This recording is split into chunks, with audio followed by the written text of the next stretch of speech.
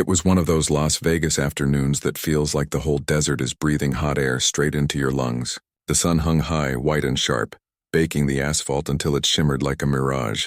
Traffic on Boulder Highway crawled in fits and starts. Tourists lost in rental cars, delivery trucks rumbling past. Locals just trying to get through another scorcher of a day. Keanu Reeves wasn't supposed to be driving this stretch alone. He'd wrapped up a quiet meeting earlier than expected. A small gathering with a non-profit that helped kids aging out of foster care. No cameras, no fans, just a few people in a back room of a community center, talking about second chances. He liked these moments. They reminded him that real life happened away from red carpets and headlines. He'd taken the long way back to his hotel, windows down, AC off, letting the dry wind rush through the car. He wasn't thinking about scripts or premieres. He was thinking about a boy he'd met at the center, maybe 10 years old, eyes too old for his face, who'd asked if it was true that famous people never get lonely. Keanu had just nodded and said, "Everyone gets lonely, kid, famous or not." Then he saw it. At first he thought it was a bundle of clothes someone had tossed from a car, but as he got closer the shape shifted. A small figure sitting on the gravel shoulder just past the Nellis Boulevard turnoff, bare legs, bare feet, a faded blue onesie, too thin for the heat, too thin for anything really, and a stuffed rabbit, gray, one ear flopped over, clutched tight in tiny arms. Keanu hit the brakes. His heart did something strange, like it skipped, then slammed against his ribs. He pulled onto the shoulder, gravel crunching under the tires. No cars stopped. No one even slowed. People just kept driving, eyes forward, maybe pretending not to see. He stepped out. The heat hit him like a wall. He walked slowly, hands open, not wanting to scare the child. The boy didn't look up right away. When he did, his eyes were wide, glassy, not crying, not screaming, just empty, like he'd been waiting a long time for someone to notice him. "Hey," Keanu said softly, crouching down a few feet away. "You okay?" The boy didn't answer, just stared. Maybe he didn't have words yet. Or maybe he'd used them all up calling for help that never came. Keanu glanced around. No backpack. No diaper bag. No adult anywhere. Just a stretch of highway, a few scrubby bushes, and the distant hum of the city. This wasn't a lost kid who wandered off. This was something else. Something wrong. He took off his jacket, a light linen one, and gently wrapped it around the boy's shoulders. The child didn't resist. Didn't flinch. Just let it happen like he'd been trained not to expect kindness. Keanu picked up the phone. Dialed 911. His voice stayed calm, but inside something was coiled tight. "There's a toddler alone on Boulder Highway just past Nellis. No guardian. Looks dehydrated. Needs help now." While he waited, he sat cross-legged in the dirt beside the boy. Didn't touch him unless needed. Just stayed close. Offered water from his own bottle. The boy sipped slowly, eyes never leaving Keanu's face, as if trying to decide if this man was safe. "You're gonna be okay," Keanu said, not because he knew it was true, but because someone needed to say it. Within minutes, sirens wailed in the distance. A police cruiser arrived first, then an ambulance. Officers approached carefully, respectful of the quiet scene they'd stumbled into. One of them, a woman with kind eyes and a name tag that read Martinez, knelt beside Keanu. "You found him?" she asked. Keanu nodded. Just sitting there, like he'd been dropped off. She didn't ask for his name right away. Didn't treat him like a celebrity. Just listened. That meant more than he could say. Paramedics checked the boy, temperature normal, no obvious injuries, but severely underweight. They wrapped him in a thermal blanket and offered more fluids. The whole time, the boy kept glancing back at Keanu, like he was afraid he'd vanish. Before they loaded him into the ambulance, Keanu knelt again. "I'll see you soon, okay?" he said.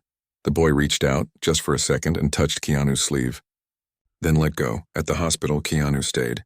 He gave his statement to police, answered questions without drama, and waited in the hallway while doctors and social workers did their work. Reporters started showing up. Someone must have leaked that he was involved. But he ducked through a back entrance, avoiding the cameras. He didn't want this to be about him. It was about the boy. Hours passed. The sun dipped low, painting the sky in oranges and purples that felt too beautiful for what had just happened. A social worker finally came out, a tired-looking man with a clipboard and a gentle voice. "He's stable," he said. "Scared but not hurt. We've got him in a safe room. No ID, no name we can confirm. He doesn't respond when we say common names. Might be trauma, might be language delay. We don't know yet, Keanu exhaled. Can I see him? The man hesitated, then nodded. Just for a minute. Inside the room, the boy sat on a small bed, the gray rabbit back in his arms. When he saw Keanu, his whole body relaxed just a little. He didn't smile, but his shoulders dropped. That was enough. Keanu sat on the edge of the bed. Didn't say much. Just stayed. After a while, the boy leaned against him, lightly, like he was testing if it was allowed. Keanu didn't move. Let him rest. Later, back at his hotel, Keanu couldn't sleep. He kept seeing those eyes, so young, so lost. Who leaves a child like that? On a highway? In this heat? The questions twisted in his chest. He called the social worker the next morning. Offered to help however he could. Not with money, though he had plenty, but with time. With presence. Because he knew something most people didn't. Sometimes the most powerful thing you can give someone is just showing up. And this boy? He'd been invisible for too long. Keanu wasn't going to let that happen again. Not while he could do something about it. He didn't know it yet, but this moment, this quiet, dusty afternoon on a forgotten stretch of road, was about to pull him into something far deeper than a simple act of kindness. Something tangled, hidden, and dangerous, but for now, all that mattered was that a child had been seen, and that changed everything. The days after finding the boy blurred together in a strange mix of quiet worry and restless energy. Keanu couldn't shake the image of those small bare feet on the hot gravel, or the way the child had clung to that worn-out rabbit like it was the only thing left in the world that made sense. He tried to go back to his normal routine. Meetings, calls, a few quiet walks, but his mind kept circling back to the hospital room, to the silence that hung heavier than words ever could. He called the child welfare office the next morning. Not as a movie star, not as someone famous, just as a man who'd been there when no one else was. The woman who answered sounded tired but kind. She told him the boy was in temporary foster care now, a licensed home run by a retired school teacher who'd taken in kids in crisis for over 20 years. They were calling him Eli for now, just so they had something to say when they spoke to him. It wasn't his real name, probably, but it was a start. Keanu asked if he could visit. There was a pause on the line. "You're serious?" she asked, like she couldn't quite believe someone like him would care this much. "I just want to make sure he's okay," he said simply. They agreed to a supervised visit 2 days later. The foster home was nothing like he expected.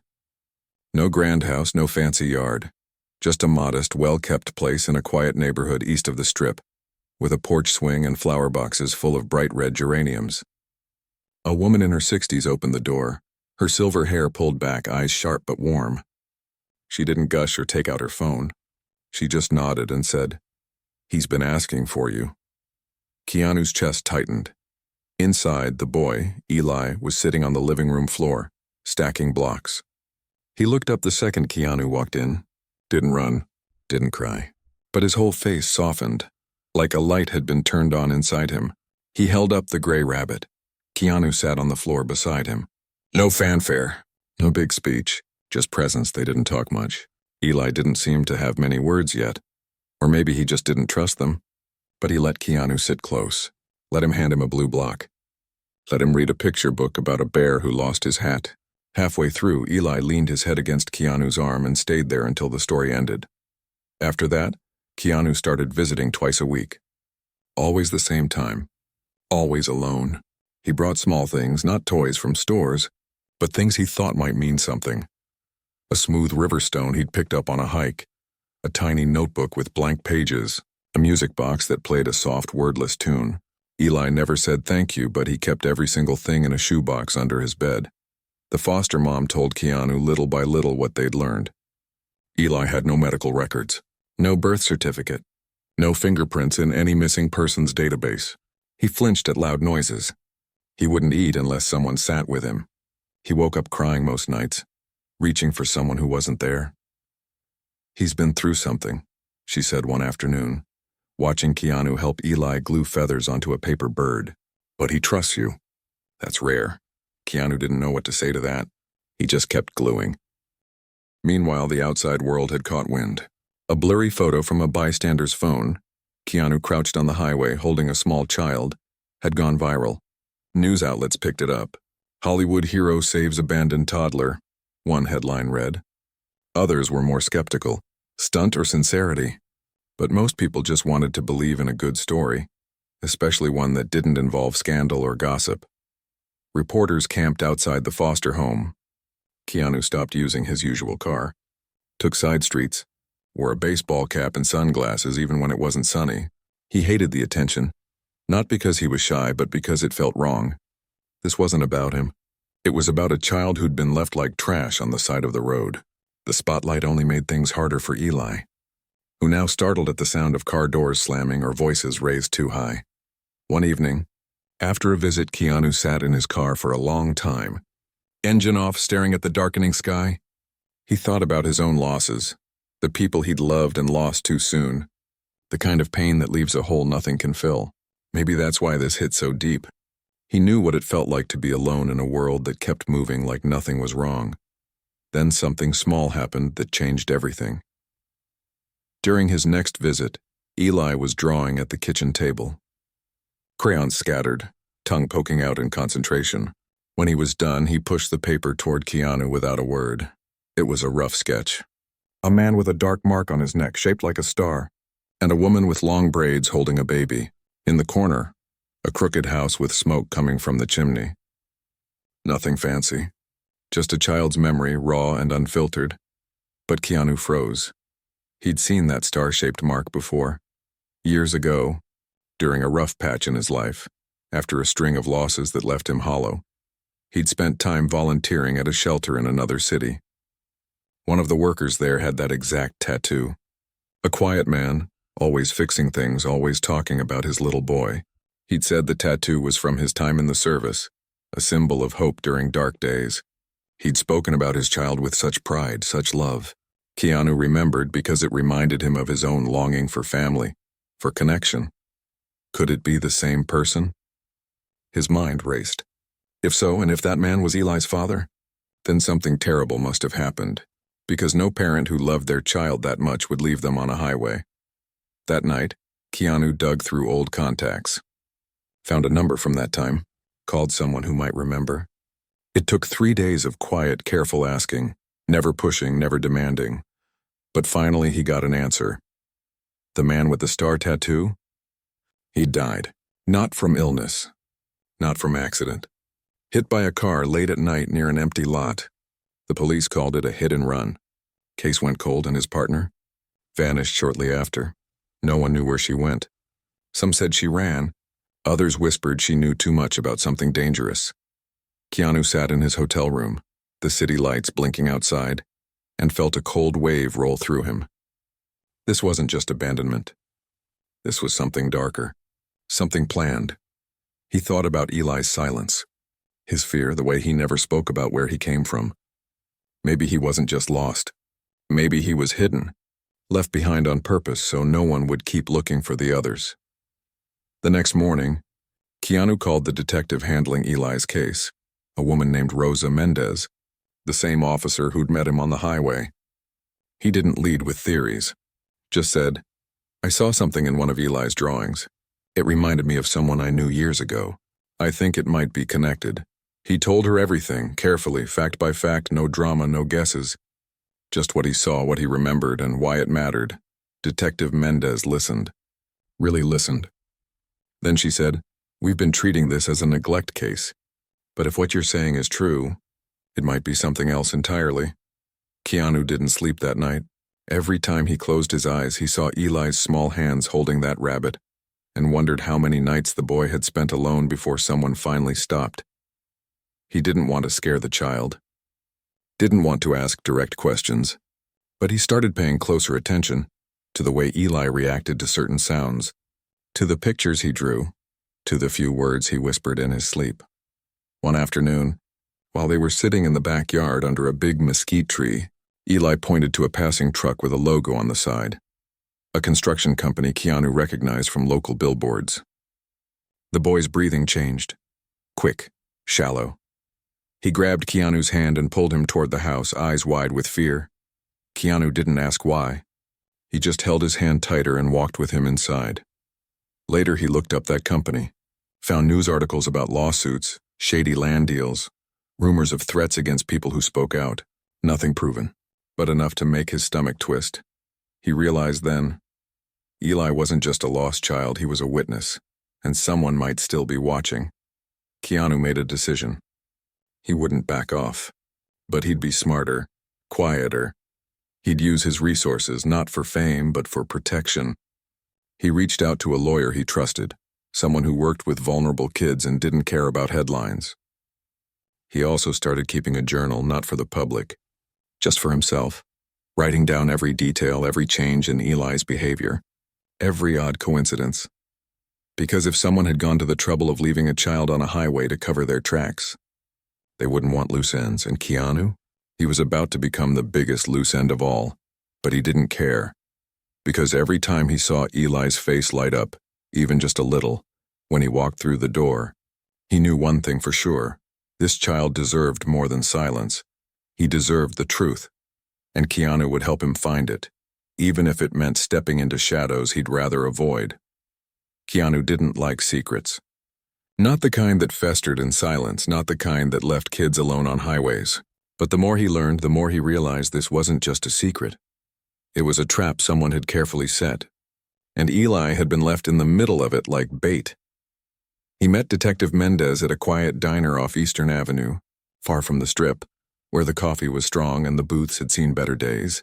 She slid into the seat across from him, her expression serious but not cold. She'd brought a file, thin but heavy with what it didn't say. "We looked into the company you mentioned," she said, stirring sugar into her cup. "On paper, it's clean. Permits payroll, all that. But off the books? There's chatter. People disappearing after asking too many questions about land deals near the old rail yard. One woman, a caseworker, vanished 6 months ago." No trace. Keanu's stomach dropped. "The woman with the braids?" Mendez nodded slowly. "We think so. She was helping a group of families who'd been pushed out of their homes near that construction site. Said the evictions weren't legal. Said someone was using fake documents. She had proof, photos, recordings, names. Then she stopped answering calls. Her car was found abandoned near Henderson. No signs of struggle, just gone." "And the man with the star tattoo?" Keanu asked, voice low. "Her partner," Mendez confirmed. "Worked odd jobs, mostly on film sets when he could. Quiet guy. Loved his kid. Died 3 weeks after she disappeared, hit and run, no witnesses. No surveillance. Case went cold fast." Keanu stared out the window. A street sweeper rumbled by, pushing dust and cigarette butts down the gutter. It all fit too neatly, too cruelly. "So they took the boy," he said, more to himself than to her, "and left him where someone would find him on purpose. To make it look like neglect. To close the case before anyone dug deeper." Mendez leaned forward. "Exactly. If a kid shows up alone, social services steps in, police file a report, and if no one claims him in a few weeks, he gets placed, case closed. No one keeps looking for the parents, especially if the parents are already gone." Keanu felt a chill despite the desert heat outside. Eli hadn't been forgotten. He'd been used. Back at the foster home, Keanu watched Eli more closely than ever. The boy was coloring again, this time with careful strokes. A tall building with windows like eyes, a black car with no driver, a small figure running. Keanu didn't ask what it meant. He just sat beside him, humming softly, letting the silence speak. Later, as they walked in the backyard, Eli stopped near the fence and pointed to a bird's nest in the palm tree. "Mama gone," he whispered, his clearest sentence yet. Keanu knelt. "Yeah," he said gently, "but you're safe now." Eli looked at him, eyes searching. "You stay?" It wasn't a question. It was a plea. "I'll stay as long as you need me to," Keanu promised. But staying meant stepping into danger he hadn't signed up for. That night he got a call from an unknown number. No voice, just 10 seconds of static, then a click.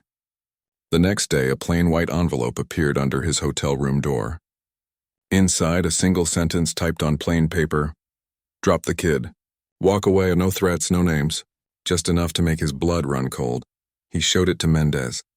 She didn't flinch. "They know you're asking questions," she said. "That means we're getting close." Keanu didn't back down. Instead, he doubled down quietly. He hired a private investigator he'd worked with years ago on a different matter, someone discreet. ex-military, who understood how to move without leaving a trail. He also reached out to a non-profit that specialized in protecting whistleblowers and vulnerable witnesses. Not for himself, for Eli. He started visiting at odd hours, taking different routes, parking blocks away and walking the rest. He never brought his phone into the foster home.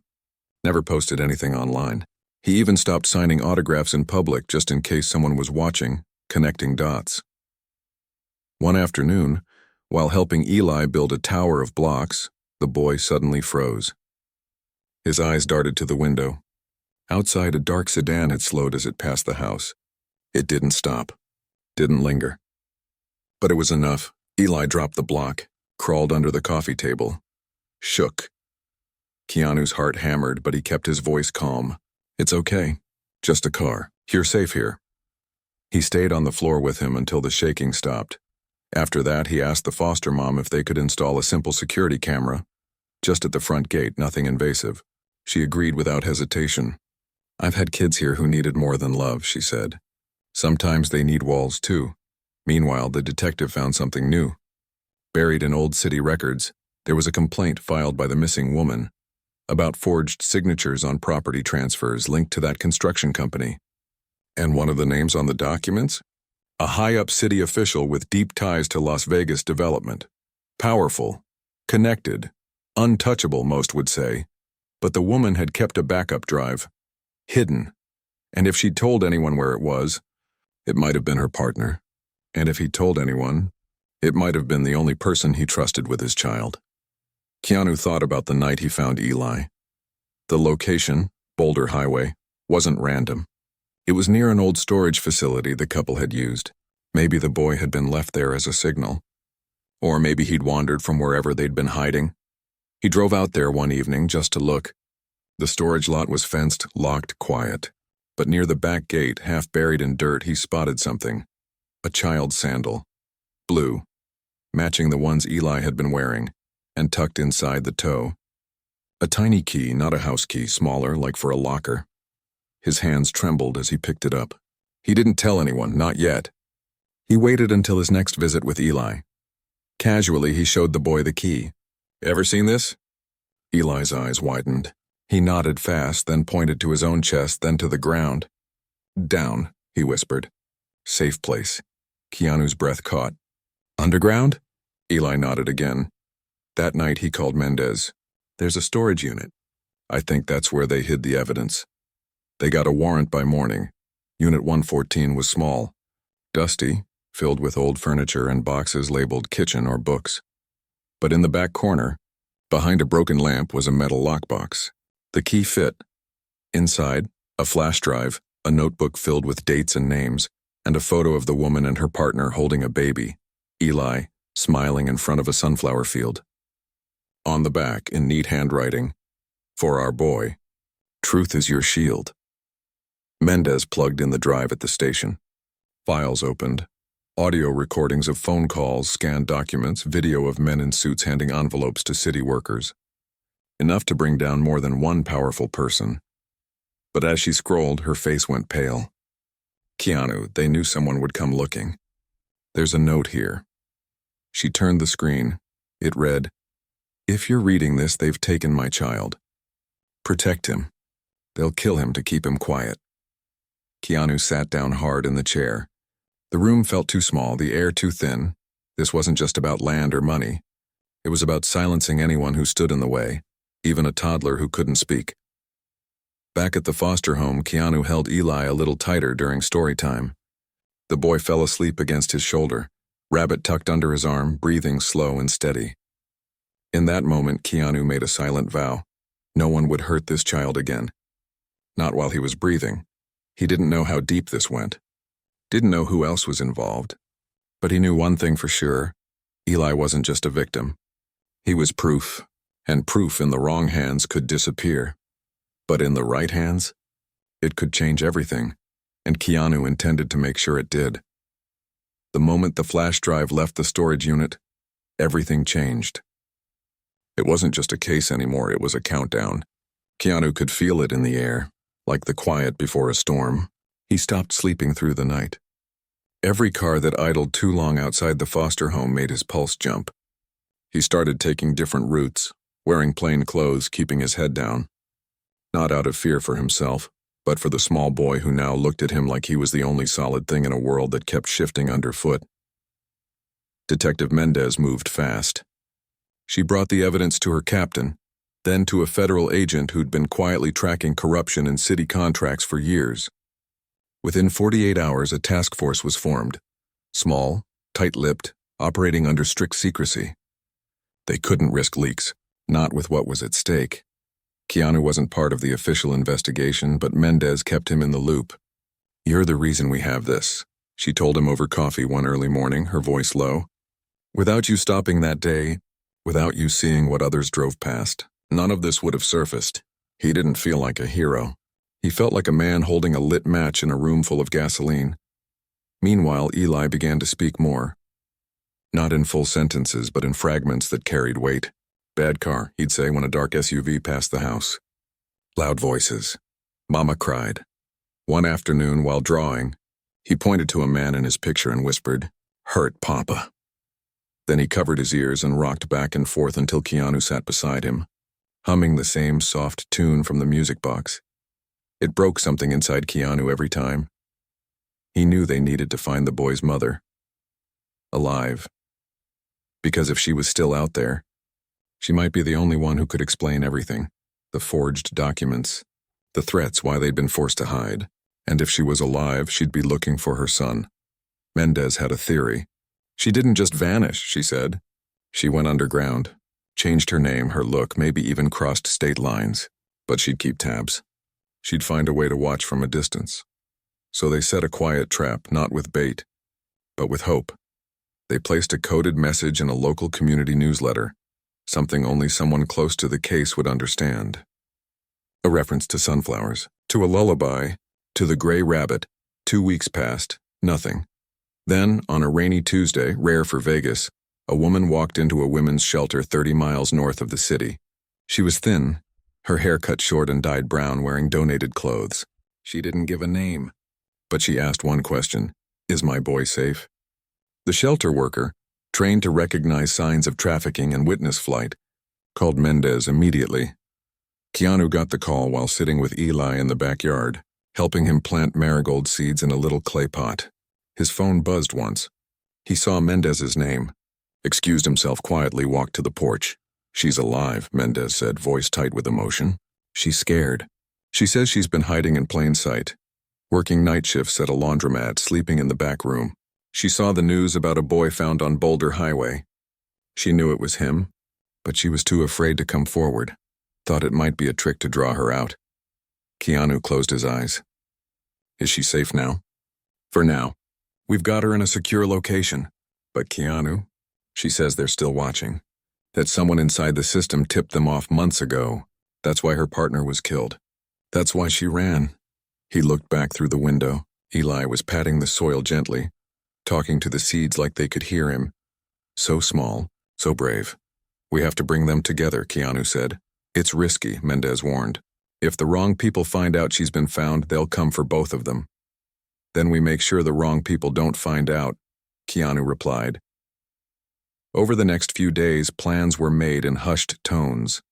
No digital trails, no emails, just face-to-face meetings in parking lots, notes passed in folded paper. The federal team arranged a safe house, remote, unlisted, guarded by agents who answered to no local chain of command. Eli would be moved there under cover of night. His foster mom, heartbroken but understanding, packed his things with tears in her eyes. "He's got his mama back," she told Keanu. "That's all that matters." The night of the transfer, Keanu rode in the back of an unmarked van with Eli, who clutched his rabbit in Keanu's hand the whole way. No sirens, no lights, just the hum of the engine and the desert stretching dark and endless around them. When they arrived, the safe house was modest, a small ranch-style home surrounded by scrubland and silence. A woman stood on the porch wrapped in a thin shawl, eyes red from crying. The moment Eli saw her, he let go of Keanu's hand. He didn't run. He walked slowly, like he wasn't sure she was real. Then she dropped to her knees, arms open, whispering his real name, the one no one else had known. He crashed into her, buried his face in her neck. And for the first time since Keanu had found him, the boy cried, deep, shaking sobs of relief and grief and love all tangled together. Keanu stepped back, stayed near the van. This wasn't his moment. It was theirs. But as he watched them hold each other like they'd never let go again, he felt a quiet certainty settle in his chest. He'd done the right thing. Not because he was famous, not because he had money, but because he'd chosen to stop when no one else did. Later, the mother, still unnamed to him, and he respected that, walked over. Her eyes were swollen but clear. "Thank you," she said, voice raw. "You didn't have to care, but you did." "I just saw a kid who needed help," he said simply. She nodded, then added, "They'll come for us. They always do." "We're ready," Keanu said, and for the first time he believed it. The next morning, federal agents moved in, not with raids but with subpoenas and sealed indictments. The construction company's offices were searched. The city official's home was placed under surveillance. Bank records were frozen. It wasn't flashy, it was thorough. And it was happening because a child had been left on a highway, and one man had refused to look away. But danger didn't vanish overnight. 2 days after the reunion, Keanu received another envelope. This one slipped under his rental car windshield. Inside, a single photo, a grainy shot of the safe house's front gate taken from across the road. No, just the image. A message loud and clear. "We know where they are." His blood ran cold. He called Mendez immediately. Within the hour, extra security was added. Motion sensors, night patrols. The family was moved to a second location, deeper in the desert, harder to find. Keanu didn't sleep for 2 nights straight. He paced his hotel room, replaying every decision, every risk. Was he making things worse? Was his involvement putting them in more danger? Then he remembered Eli's hand in his. The way the boy had looked at him, not with awe, but with trust. The trust wasn't about fame. It was about showing up. And he would keep showing up. He met with the federal team, offered to fund secure transportation, legal support, even relocation costs if needed. Not as a donation, but as a promise.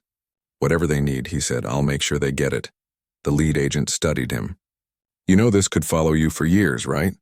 "These people don't forget." Keanu just nodded. "I know. Because some things are worth the risk." Back at the new safe house, this time he was allowed to visit, Eli ran to him the second he stepped inside. He tugged Keanu down to the floor and showed him a new drawing. 3 stick figures holding hands under a big yellow sun. One tall, one small, one with long hair. And in the corner, a 4th figure with kind eyes standing a little apart, but watching over them. Keanu's throat tightened. He stayed for hours that day. Played blocks? Read stories. Let Eli fall asleep on his lap while his mother watched from the doorway, tears in her eyes. As he left that evening, the desert sky turned gold and purple. He drove slowly, windows down, breathing in the dry, clean air. He didn't know how this would end. Didn't know if justice would come fast or slow, but he knew one thing for certain. A child who had been invisible was seen. A mother who had been silenced was found. And sometimes, that's enough to start changing the world, one quiet act of courage at a time. The desert has a way of keeping secrets. It swallows sound, blurs footprints, and lets the sun bleach even the sharpest pain into something quiet. But it also gives space, for healing, for new beginnings, for truths to finally breathe. Months had passed since that sweltering day on Boulder Highway. The headlines had faded. The news vans were long gone. Life in Las Vegas rolled on, glittering and loud as if nothing had happened. But for one small family, everything had changed. Keanu hadn't seen them in weeks. Not since the last visit at the safe house, the one tucked deep in the Nevada backcountry where the nearest neighbor was miles away, and the nights were so quiet you could hear the stars. He'd been told it was time to step back, not because they didn't want him there, but because they were finally ready to move forward on their own. Federal protection had been granted. New identities, a fresh start in a town where no one knew their past. The woman, still unnamed to the public and to Keanu by choice, had given her testimony. Quiet, steady, unshaken. The recordings, the documents, the flash drive. They'd unraveled a web of corruption that reached higher than anyone expected. Arrests followed, not with sirens and handcuffs on live TV, but with sealed warrants and quiet courtroom doors. Justice, when it came, wasn't flashy. It was patient, and it was real.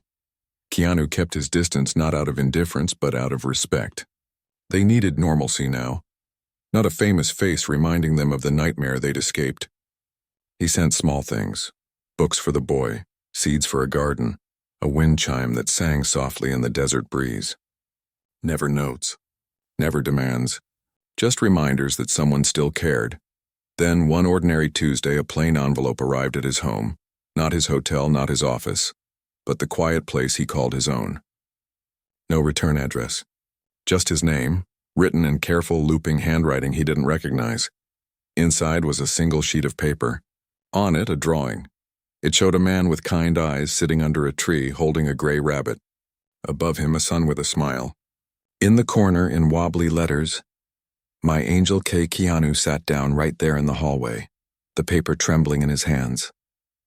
He didn't cry, not exactly, but something warm and heavy settled in his chest, like a weight finally lifting after a long journey. He knew then they were safe. Truly safe. A week later, he got a call from Detective Mendez. Her voice was lighter than he'd ever heard it. "They're gone," she said. "New town. New names. New school for the boy," she said to tell you. "Thank you. And that he asks about you sometimes," Keanu smiled. "Tell her I'm glad they're okay." "I will," Mendez said. Then after a pause, "You know, most people would have called the cops and driven off. You stayed." "I just did what anyone would do," he said. But they both knew that wasn't true. Most people don't stop. Most people look away. He hadn't. He went for a long walk that evening up into the hills outside the city, where the lights of Vegas blurred into a soft glow on the horizon. He thought about the boy, no longer Eli, but someone new, someone free. He imagined him running through a backyard, laughing, drawing pictures of dogs and rockets and trees, not black cars or loud voices. He pictured his mother planting flowers, sleeping through the night, holding her child without fear. That was enough. More than enough. Back home, he opened a drawer in his desk, the one he kept for things that mattered but didn't need to be seen. He placed the drawing inside, right next to an old photo of his own family, long gone but never forgotten. Two kinds of love, separated by time but connected by loss, by hope, by the simple act of showing up when it counted. Life returned to its rhythm. Keanu worked on a new film, spent time with friends, walked his dog in the early mornings when the world was still asleep. But something had shifted inside him, subtle but deep. He'd been reminded that kindness isn't grand gestures or headlines. It's sitting on the floor with a scared child. It's listening when no one else will. It's staying quiet so someone else can find their voice. He started visiting the youth center more often, not as a celebrity, but as a regular volunteer. He helped with homework, fixed bikes, listened to stories from kids who'd been through too much too soon. No cameras, no interviews, just presence. One afternoon, a teenager asked him, "Why do you keep coming back? You could be anywhere." Keanu thought for a moment. "Because someone once showed me that being seen changes everything," he said. "And I never want anyone to feel invisible again." The teen nodded like he understood more than he let on. Months turned into a year. The case was closed. The construction company was dismantled. The city official faced decades in prison. The story became a footnote in local history, a cautionary tale about power and silence. But for Keanu, it remained alive in quiet ways, in the way he paused when he saw a child alone, in the extra care he took to look people in the eye, in the softness he carried even on hard days. Then, on a cool spring morning, another envelope came. This one held a photo. A boy, older now, maybe 5, standing in a garden holding a sunflower taller than he was. He was smiling, really smiling, and tucked in his pocket, the gray rabbit, a little more worn but still there. On the back, a note in an adult's hand. "He's happy. He's safe. He remembers you. Thank you for being his angel." Keanu tacked the photo to the wall above his desk, not to show off, just to remember. Because in a world that often feels cold and loud and too fast, there are still moments of quiet grace, when a stranger stops on a highway, when a child reaches out a hand, when truth finally finds its way home. He never sought credit, never gave interviews about what happened. If asked, he'd just say, I was in the right place at the right time. But those who knew the whole story understood. It wasn't about timing. It was about character. And sometimes the most powerful thing a person can do is simply choose to care. Deeply. Quietly, without expecting anything in return. Years later, long after the cameras had moved on and the city had forgotten, Keanu would still drive past that stretch of Boulder highway now and then. He'd slow down just for a second, not out of sadness, but out of gratitude, because that day hadn't just changed a child's life. It had reminded him, and anyone who heard the story, that even in the harshest desert, kindness can take root, and when it does, it grows. You asked for a 5-part story, and the journey of Keanu Reeves and the child found on Boulder Highway was always meant to conclude with part 5. Where healing took root, truth found its place, and quiet closure bloomed like a desert flower after rain. But since you've asked for a Conry, part 6, let's be honest. Real life doesn't always wrap up neatly in 5 acts. Sometimes years later a ripple returns, not as danger or drama, but as a gentle echo of how one moment of kindness can echo across a lifetime. So here is part 6. Not as a twist, not as a return to chaos, but as a quiet continuation of what matters most: human connection. It had been nearly 5 years since that hot August day on Boulder Highway. The boy, now a bright-eyed kid with scraped knees and a laugh that filled a room, was in 3rd grade. He lived in a small town in the Pacific Northwest, where it rained more than it shined and where no one knew his past. His mother worked at a library. They had a dog named Scout and a garden full of tomatoes that never quite ripened before the frost came. Normal life, safe life. The kind they'd once only dreamed of. Keanu hadn't seen him since the drawing arrived, the one that said, "My Angel K." He'd respected the distance, honored the new chapter. But every now and then a postcard would appear in his mailbox. No return address, just a photo. The boy building a snowman, holding a science fair ribbon, standing beside a bike with training wheels long removed. Always with the gray rabbit tucked in a backpack or resting on a shelf in the background. Always a silent message, "We're okay." He never replied. He didn't need to. The postcards were enough. Then one spring morning a different kind of letter came. Not in an envelope, but in a plain brown package.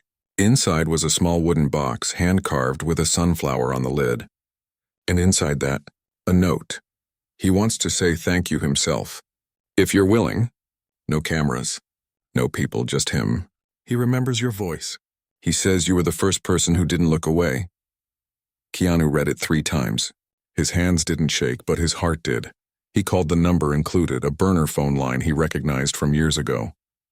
A calm voice answered. They spoke for less than a minute. No details over the phone, just a time, a place. A quiet park in a city far from Las Vegas, far from headlines. He went alone. Drove himself. Wore a hoodie and jeans like any other man taking a walk. The park was green and quiet, with tall trees and a duck pond. He sat on a bench near the swings early before the afternoon crowd arrived. Then he saw them. The boy, taller now, with curious eyes and the same quiet strength, walked toward him, hand in his mother's. He wasn't running, wasn't nervous, just sure, like he'd been waiting for this moment his whole life. When he reached the bench, he stopped, looked up at Keanu.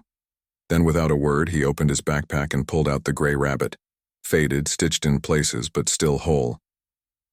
You kept him, Keanu said softly. The boy nodded.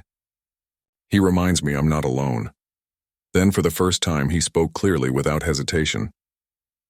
You saved me. Keanu shook his head. No, you were brave. Your mom was brave, I just stopped. The boy sat beside him on the bench. His mother stayed a few steps back, giving them space. They didn't talk about the past, not the highway, not the fear, not the men in dark cars.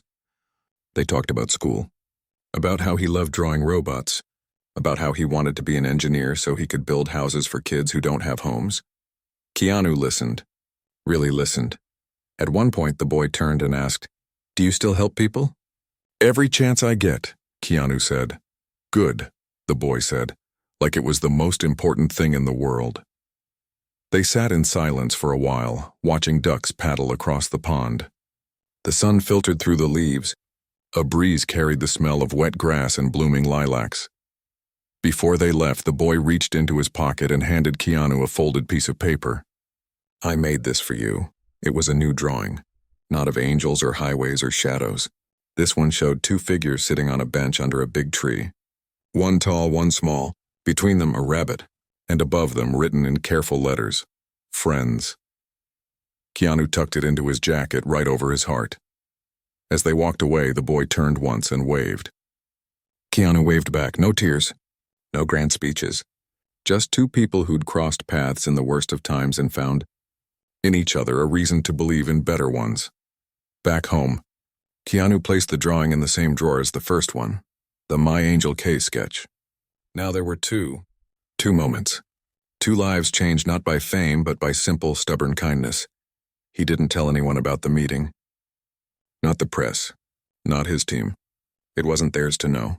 Some things are too precious for the public eye.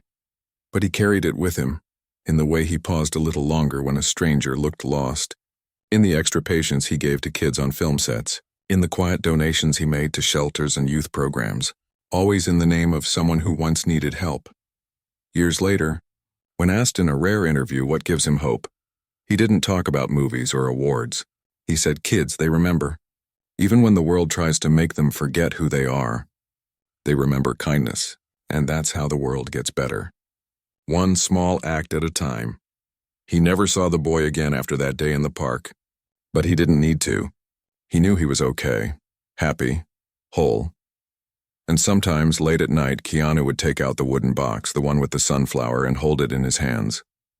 Not as a trophy, not as a story to tell, but as a reminder that stopping matters, that seeing someone matters, that even in the loneliest stretch of highway, someone might be waiting, just for you to care enough to pull over, and that more than anything is the real ending, not with fanfare but with peace, not with fame but with faith, in people, in second chances, in the quiet power of showing up. Because the truth is, we're all just one moment away from changing a life, or having ours changed in return.